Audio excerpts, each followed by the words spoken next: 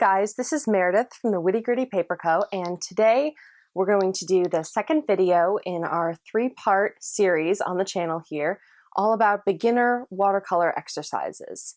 So the first part one, was all about transparency, and today part two is going to be all about mark making.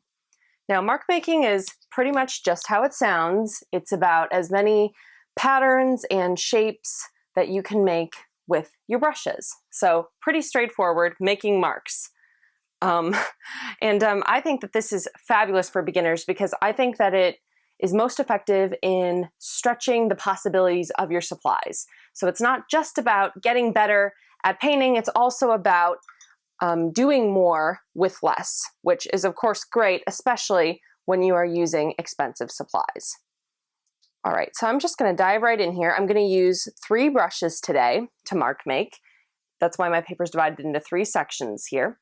The brushes I'm going to use are a 3/4 of an inch flat brush, a number 4 liner brush, and a 1/2 inch oval wash. Now, I encourage you to use any brushes that you have. It's not important that you use the same brushes as I do. In fact, it's probably good if you use different brushes, and it's fine if you just have rounds, even if you only have 1 brush. This is going to help you see the possibilities of what you're doing. I think that if you get stuck in a painting rut, this is a great thing to do too. All right, so I'm gonna start with the most basic thing I can think of. And this is really just a great way to let your mind sort of wander, because you really don't have to think too much to do this. That's pretty, like that could be used for waves. You know, really think outside the box. So I'll try the side of it. Let's do, I can pull it up like that. I could push it down, widen out my stroke. So then there's pigment at the front and then it sort of fades out. I'm using green gold here. That's my first color. Okay.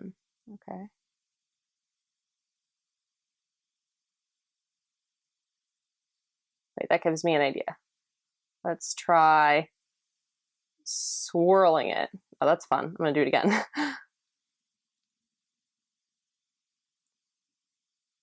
And I've had these brushes for a while now, the 3 I'm using today. I've had them for a while now, and I still use them quite a bit. So I just wanted to see if I had anything, you know, if there was anything I was missing. And mark making really helps you do that. Really helps you stretch the possibilities of your supplies. Like really think about all the different things you can do. Change the way you hold the brush, you know, the pressure, all sorts of things that you can do. I mean, I can get a pretty thin line with the side of my brush here. I mean, that's pretty thin. That's pretty respectably thin for a flat wash brush that's this big. So you might not know that you can get that line from a brush this big. So that's so great about mark making. This is, you know, this is a really fun exercise. All right, I'm gonna go on to my next brush. And you can use a whole page for just 1 brush if you like. There are definitely not too many constraints here. And I feel like a really common watercolor question is, how long are brushes gonna last? So I would say that that mainly depends on 2 things. First of all, we're gonna go to the liner brush now. First of all, it depends on if you buy a really high quality brush or not. You know, it depends on the quality of your brush. And the other thing it depends on is honestly how often you paint with it. I mean, if you paint every day with a high quality brush, it will probably last you a couple months to a year. If you paint just once a week with a high quality brush, it could definitely last you years, as long as you take care of it well in other ways too. All right, I'm going to try to do some more with my liner brush here. Liner brushes are really good for foliage. So you know, like this could be some scrub if I was doing a painting, a weed, something like that. But I want to stretch the possibilities. I feel like liner brushes are really only used for branches and and scrub, which they're great for, but let's just see what else we can do with it. This color I'm using now is Slate Blue, and it's actually a liquid watercolor by Dr. P.H. Martin. So, just so you know. Now, if you buy a low quality brush, getting back on that topic, it really depends. I gotta say, I don't recommend that you buy a low quality brush because they just die pretty fast, especially shedding brushes. That's like my pet peeve with brushes is when they shed. I hate that because it's so hard to pick the hairs of the brush out of a watercolor painting. I mean, it's probably hard in acrylics and oils too, but all I know is that when I have a shedding brush in watercolor, it's just a nightmare to try to get it out without disturbing the paint. Even if you wait until it's dry, you will probably still be disturbing the paint. Let's try. That's kind of interesting. I'm not paying too much attention to my lines here. It's not a big deal if it goes over a little. Let's try twirling it.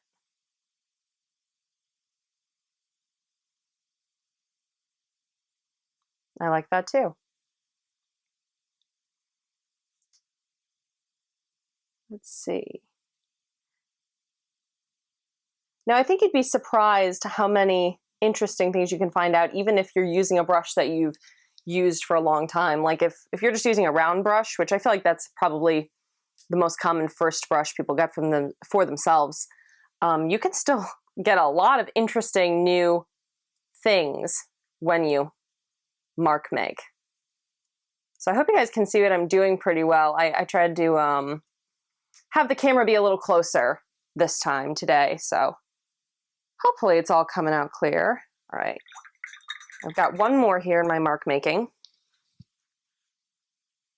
And as I said in the first video in the series, don't feel like you need to break out your expensive paper for this. It's an exercise. I want you to feel like you can use as much paint and be as creative and free form with it as possible. So don't use your most expensive paper. It is not a painting. It is an exercise. All right. Dipping into my last color here, which is Scarlet. I think Scarlet Lake. Yeah, Scarlet Lake by Winsor & Newton is my last color here. So this should be interesting. I don't use my oval wash brush much. I don't really know why. I mean, it's certainly a cool brush. This is kind of cool. You can create a sort of scalloped edge. Probably do it the other way too.